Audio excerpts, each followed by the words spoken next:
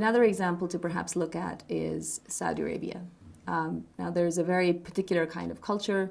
There's some very particular kind of rules as to how men and women should interact in public. But mechanisms are being put in place to try to make things easier for women. So, for example, certain companies are trying to have women and men working in different floors because that's what's required, but they're having them video conference with each other.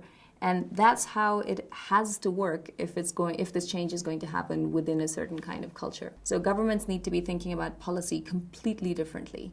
They need to be thinking, if we're going to tap into this highly educated workforce, what are the mechanisms we're going to have to create? A second piece is, how are businesses going to adapt? And I'm talking about both multinationals that are active in these countries and who are trying to, set their global diversity policies, and then they come into one of these countries and they hit up against a wall. So they're going to have to know exactly what they should be doing, what to tap into, what the trends are, and what would be acceptable locally.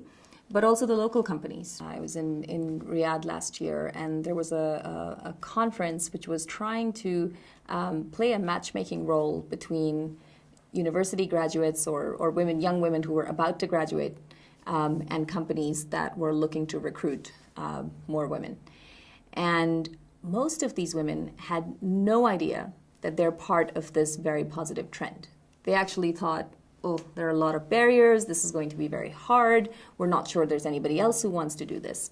And I think one of the things that is really going to change in the next 10 years is that sense of, oh, we are part of this change, this is positive, there is acceleration, and it's now increasingly acceptable for me to be doing this. I'm not the only person. And then most of all, I think the change is going to come from when women are in the workplace in much higher numbers, when they have much more income of their own, they're going to be taking very different decisions.